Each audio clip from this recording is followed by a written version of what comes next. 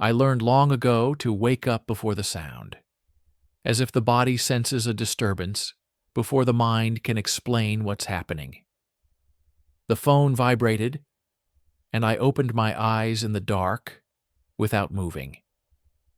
The room was familiar, yet strange at the same time, as if I were looking at it from inside someone else's dream. I lay there, listening to the silence. It was too even. No traffic noise, no distant voices. Even the refrigerator wasn't humming. The phone vibrated again. I didn't rush to pick it up. There are moments when it feels like if you don't look, it didn't happen. As if reality hasn't yet decided whether to exist. The third vibration. I slowly turned my head. The screen was glowing. Mom. I stared at the word and didn't feel fear right away. First came confusion. Then a cold that started somewhere beneath my ribs and slowly spread through my body. My mother died 5 years ago. I remember that day too clearly for there to be any mistake. I remember turning off her phone myself, placing it in a drawer, closing her things away so I wouldn't have to see them. The phone vibrated again. Not a call, a voice message. I sat up in bed. My feet touched the cold floor, and that sensation felt like the only real thing left. My finger hovered over the play button. I tried to find an explanation. An old recording, a system glitch, someone's cruel joke. But jokes don't arrive at 12:43 a.m., and they don't look like they were recorded just seconds ago. I pressed play. At first, silence. A few seconds that felt longer than a minute. Then, a breath. I recognized it immediately, even before the words. "You're not asleep, are you?" The voice was quiet, slightly hoarse, as if she were whispering, afraid to wake me. That's how she always spoke. My mouth went dry. I didn't breathe, afraid to break something fragile hanging in the air. The message ended. The screen went dark. I sat there, in the darkness, listening to my own heartbeat. It was too loud. As if someone else could hear it. "This is impossible," I whispered. I opened the chat. Empty. No old messages. No photos. No traces of the past. As if this number existed only for this single moment. I checked the message details. Created today.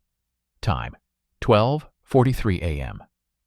The phone felt heavier in my hand. I typed one word. "Mom?"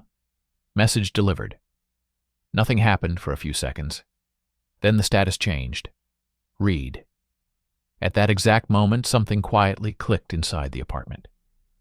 I lifted my head sharply. The silence returned. Deep, pressing in on me. I listened, trying to understand what I had heard. The sound was familiar, like a door or a lock. The phone vibrated again. A second voice message. For some reason, I glanced at the bedroom door. It was closed, just the way I had left it. I pressed play. "I'm not where you think I am." A pause. "It's dark here." Another pause. "And he can hear us." The message cut off abruptly, as if someone hadn't let her finish. A chill ran down my spine. This no longer felt like a glitch or a joke. I stood up and slowly walked through the apartment. I didn't turn on the lights. I didn't want to disturb the darkness. It felt like it was hiding something. The kitchen was cold. The window was closed. The air was completely still. I returned to the bedroom. The phone was lying on the bed. The screen was glowing. A new message was already waiting. I didn't know yet that this was only the beginning, that I wouldn't sleep at all that night, and that from that moment on, I would never again be sure who exactly was texting me from the darkness. I didn't open the new message right away. The phone lay on the bed, the screen glowing faintly, as if waiting for me to make a mistake. I stood in the middle of the room and suddenly realized I hadn't heard my own breathing for a while. It was shallow, careful. The kind of breathing you do when you're afraid of giving yourself away. I picked up the phone. The third voice message was shorter than the previous ones. Too short. "Are you home?" I squeezed the phone in my hand. The question was simple. But Mom always knew when I was home. I didn't reply. I didn't type anything. I didn't press anything. I just stood and listened to the silence. And that's when I heard something else. A soft sound. Like someone walking barefoot across the floor. Somewhere behind the wall. Not steps. Movement. I lived alone. I slowly walked to the bedroom door and pressed my palm against the handle. The metal was cold. Colder than it should have been. The phone vibrated in my hand. A new message. "I know you're reading this." It was no longer a question. I typed, "Who is this?" Message sent. Read almost instantly. The reply came as a voice message. "Don't look down the hall." I froze. My heart skipped, as if trying to leap out of my chest. The hallway was right outside my bedroom door. I slowly lowered the phone. The silence in the apartment had changed. It was no longer empty. It was waiting. "He doesn't like being watched," the voice whispered, softer than before. "I can't speak for long. The phone is the only thing he hasn't taken yet." The message cut off abruptly. I stood there staring at the door, feeling cold crawl up my spine. Every instinct screamed at me not to move, not to breathe too loudly, not to think too much.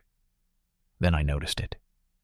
A shadow moved across the wall at the end of the hallway. Too fast for a trick of the light. Too real for my imagination. The phone vibrated again. Another message. "I won't be able to stay with you much longer." I wanted to drop the phone. I wanted to run. I wanted to turn on every light in the apartment. But something kept me rooted in place, listening. "Remember, the door stays closed." The screen went dark.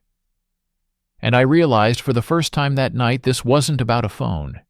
It wasn't about messages. It wasn't even about Mom. It was about him, and he was closer than I could imagine. I didn't sleep that night. I didn't even blink. All I could do was sit on the bed, gripping the phone, waiting for what I didn't know. And I already knew that when morning came, nothing would feel real again. I didn't move for what felt like hours, though I knew it couldn't have been more than a few minutes.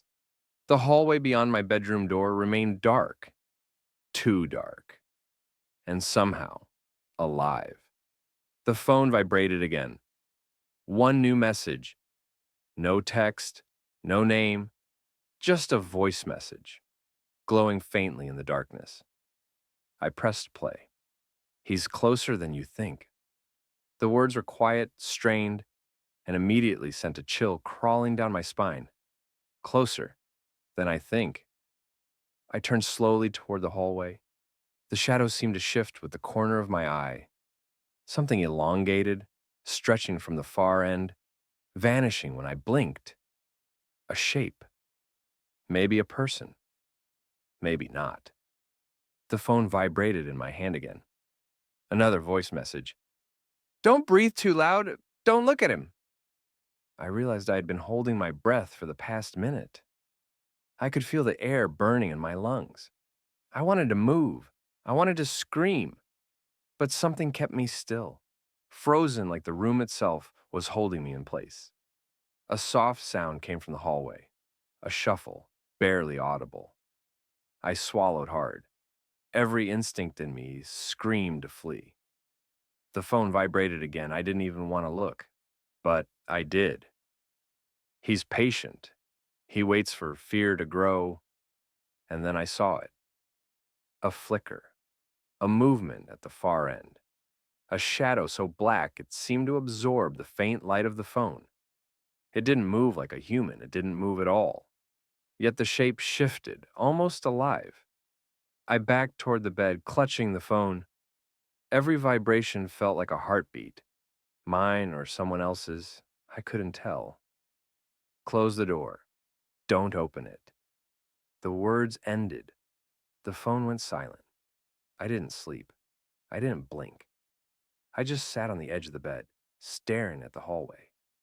Every sound felt amplified, every shadow a threat. And deep down, I already knew.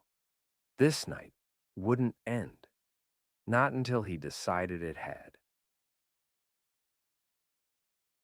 I sat on the edge of the bed, gripping the phone as if it could protect me. The hallway remained empty, yet I could feel its presence. Not moving, yet everywhere. Another vibration. I didn't dare look at it. I knew what it would say. But I pressed play anyway. He knows you're awake. Don't move. The voice of my mother was weaker now, almost pleading. I realized she was speaking from somewhere I couldn't reach, somewhere trapped. I wanted to call someone, anyone, but the thought made the air tighten around me, as if speaking out loud would draw his attention. I slowly slid down the side of the bed, pressing my back to the wall. The phone rested on my lap, glowing faintly. Another vibration. Remember the door. It must stay closed. He can't see you if the door stays closed. I held my breath and listened. The apartment was silent. Too silent. Then I heard it. A soft scrape. A whisper of movement from the far end of the hallway. The shadow that had appeared before seemed to hover just beyond sight, and I felt it. Watching. Waiting. Breathing in sync with mine.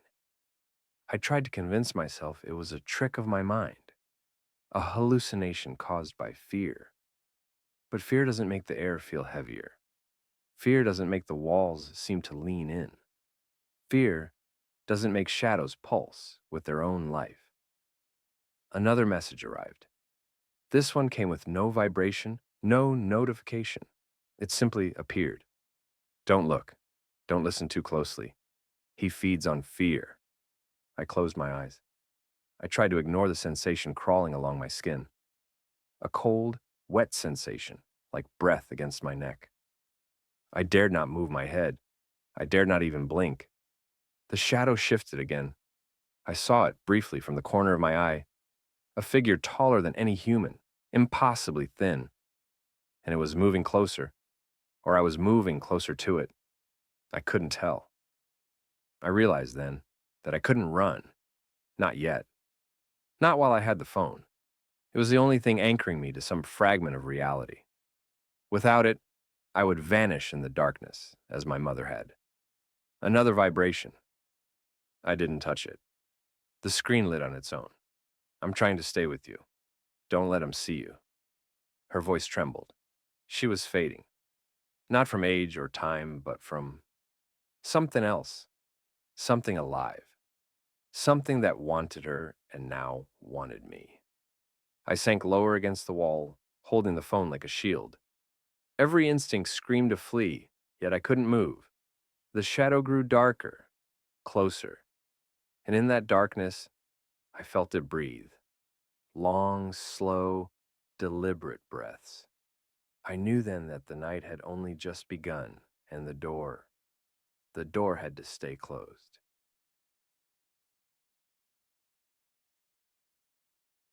I stayed pressed against the wall, the phone clutched tightly in my trembling hands. The hallway remained dark, but I could feel it. Something there, just beyond sight, waiting, patient.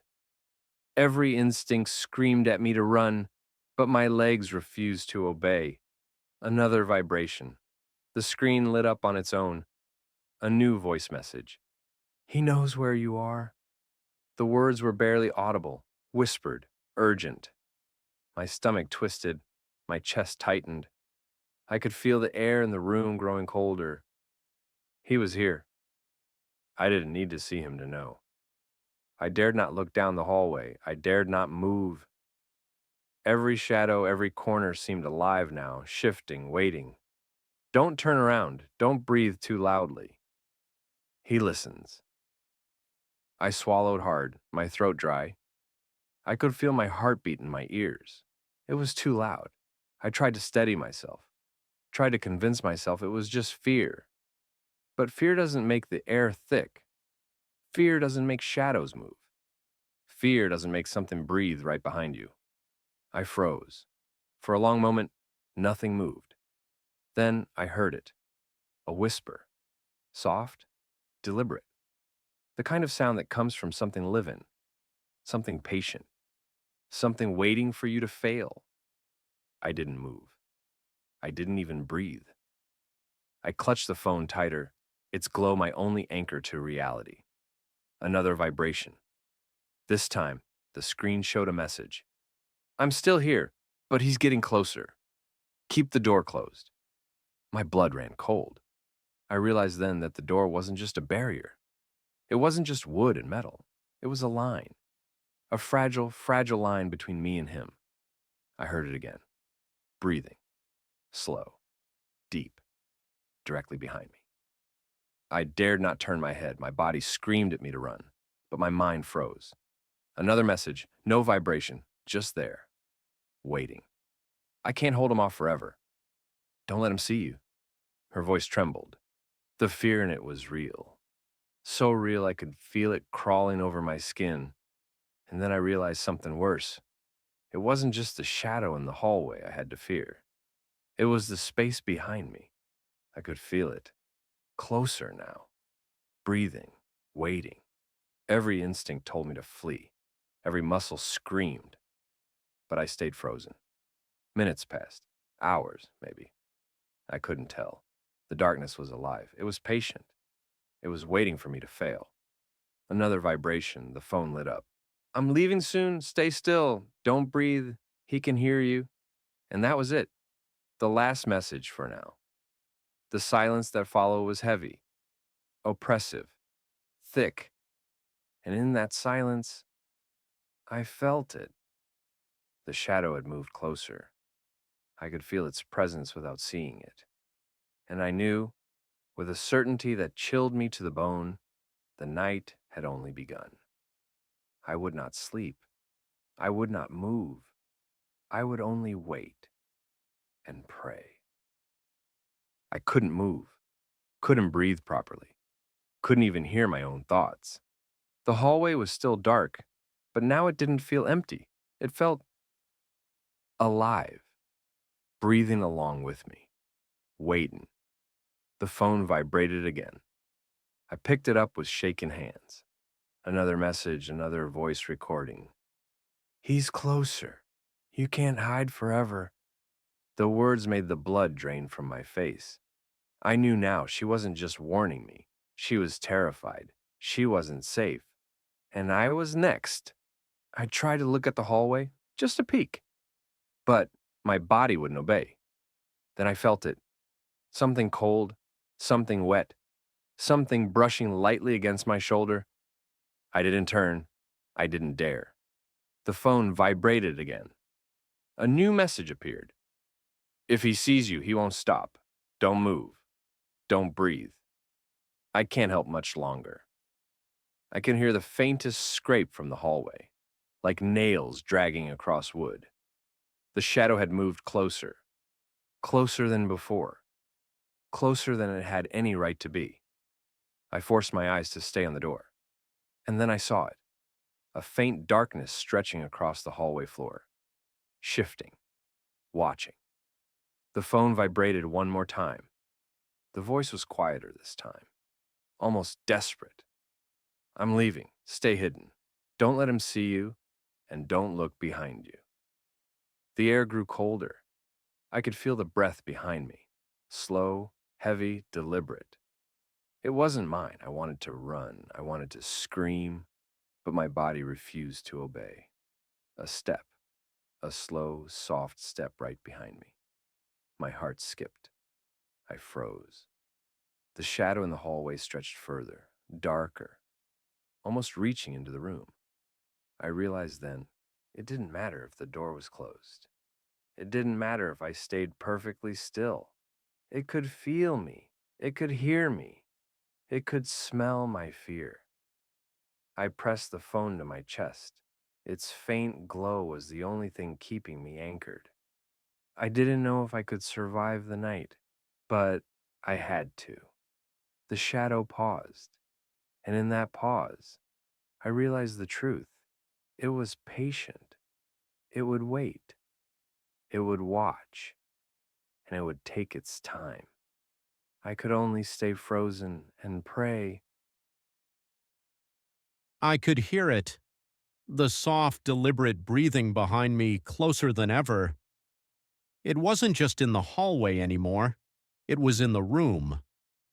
I could feel it pressing against the walls, against the air itself. The phone vibrated again. I didn't want to look at it. I didn't want to hear her voice, but I did. It's here. Don't move. Don't breathe. I can't hold it back any longer. I pressed myself against the wall. My back was cold, damp, as if something had brushed against it. I didn't dare move. I didn't dare even blink. The shadow stretched into the doorway, thicker now, darker, like it had weight, like it pressed the air down. Another vibration. The phone lit up, a new message. It knows you are scared. It feeds on it. I felt it then. Something cold wrapped around my ankle, not a shadow, not a trick of the light, something solid, slowly moving upward. My chest tightened. I tried to lift my leg. Couldn't. It was holding me in place. Another message arrived. The phone lit up on its own. Don't scream, don't move, stay quiet. I'm trying to stay with you. Her voice trembled, almost breaking. I realized she was still here somehow, still trying to guide me, protect me. But it was slipping. The presence shifted, a soft scraping sound on the wall behind me.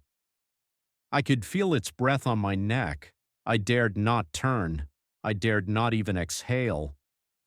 The shadow in the doorway moved closer, its edges blurred and stretched, spilling into the room.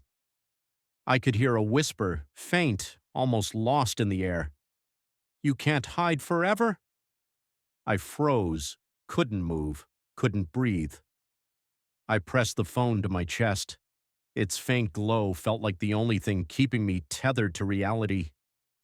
I whispered to myself, please, let it wait. Just let it wait. The shadow paused. I could feel it shifting, testing me, watching me. Every heartbeat echoed in the room. Every sound I made felt amplified. Minutes passed, hours maybe. I had no sense of time.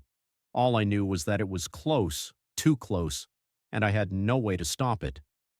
Then the phone vibrated again, a final message for now. It's patient, but it won't wait forever. Stay hidden. Don't let it see you. And in that silence that followed, I realized one terrible truth. I wasn't alone, and whatever it was inside the room now. I couldn't move, couldn't breathe. Every muscle in my body was frozen. The shadow filled the doorway now, stretching into the room like a living darkness. It didn't just watch, it waited, patient, hungry. The phone vibrated again. I picked it up with shaking hands. It can feel you, don't move, don't breathe, I can't hold it back. Her voice trembled. I realized she was weakening, fading from the world. I was alone soon. A cold brush slid across my hand, not a shadow, not air, something solid, something real. I screamed, but no sound came out. My throat closed on itself. The cold thing pressed harder, climbing my arm, crawling along my skin. I wanted to pull away, but I couldn't. The phone vibrated again. Another message. Don't fight it. Don't struggle. Stay calm. I can't reach you if you panic. Calm. Stay calm. I tried to tell myself. But how could anyone stay calm when something touches you that shouldn't exist? The shadow moved closer. Its edges blurred. It spilled across the floor, the walls, and now, me. A whisper echoed in the room, almost in my ear. You belong to me now, I gasped, and felt a hand, icy, unyielding, press against my shoulder. It wasn't human, it wasn't solid, and yet it was there. I could feel its weight, its pressure, its intent. I wanted to throw the phone, to run, to do anything, but my body refused. I couldn't move, couldn't think. The shadow coiled around me like smoke. The cold pressed deeper into my bones. The air was heavy, thick with something alive, something ancient, something patient. I tried to whisper to my mother through the phone, "Help me!" Another vibration. The screen lit up on its own, a voice message. "I'm still here. Don't let it take you. Don't let it see you. Stay calm." I realized she wasn't leaving me yet, but she couldn't stop it, and it was already touching me. A soft laugh, low and wet, echoed around the room. It wasn't coming from the hallway. It was all around me, inside me. I clenched the phone to my chest. Every instinct screamed to fight, but I couldn't. And then as the shadow pressed closer, the phone slipped from my fingers. The glow disappeared. The room went black. And I knew. I had crossed the line. The presence was inside. And now, it was free. The darkness pressed in around me like a living thing. The shadow that had entered my room was no longer just a shape. It moved with intent. It was patient. It was aware of me. The phone lay on the floor, dead, its faint glow gone. I reached for it, but my hand froze midair. The presence wasn't just near me anymore. It was inside me, filling the room, weighing on my chest, curling around my thoughts. I could hear it whispering. Not through the phone, not from the hallway, inside my head. "You can't hide, you can't run, you belong to me." My breath caught. Every instinct screamed to fight, to scream, to flee. But I couldn't. I was frozen, pinned in place by something I couldn't see, couldn't touch, couldn't escape. The shadow moved closer, brushing against my legs, cold, solid, heavy. Every nerve in my body screamed in pain. And then I felt it grab my ankle. I tried to pull away, couldn't. I screamed, a real scream this time, but it seemed muffled, swallowed by the darkness itself. Another whisper, closer, almost against my ear. "Struggle, and it will be worse." Struggle. I realized I had no idea how to fight this. No weapons, no protection, nothing. I clawed at the air, desperate, but my hands passed through the shadow like smoke.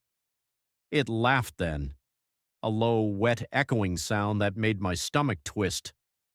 I fell to the floor, the cold pressed against me, crawling up my body, filling my lungs with its icy presence. I tried to pull my legs up to curl into a ball. It wrapped around me like a coil, crushing me in place. And then, the faint glow of the phone. Someone had turned it back on. "I'm here. Don't let it take you. Focus. Fight." Her voice, weak, fading, but still alive. I grabbed the phone. The presence recoiled slightly at the light. Just enough. Just a small space. I realized then, the light, the connection to her. It was the only thing keeping it at bay. The only thing keeping me from being consumed entirely. The shadow hissed, a sound that made the walls shake. And in that instant I understood I wasn't safe, not yet. But I had something to fight with. The room was thick with darkness, the shadow pressed against every corner, and I sat there clutching the phone, trembling, barely breathing, and waiting for the next move. The confrontation had begun, and I had survived for now. The room was dark, thick, heavy darkness that pressed against my chest and lungs. The shadow had filled every corner, every inch of air. It wasn't just in the room. It was all around me, surrounding me, pressing down, whispering in 1,000 voices at once. The phone vibrated in my hands. I picked it up. A final message. "It's almost over. Don't give in. Stay with me. Fight." Her voice, weak, trembling, barely there. But it was enough. The shadow lunged, not just moving, but reaching, claws of darkness stretching toward me. The cold hit me all at once, like ice crawling into my bones. I could feel it everywhere, my arms, my legs, my neck. I screamed. The sound came out this time, raw and panicked. The shadow recoiled slightly at my voice, but it didn't retreat. It laughed. A deep, wet, echoing laugh that filled the room, bouncing off the walls, shaking the air. I clutched the phone to my chest. The glow spread like warmth through the darkness.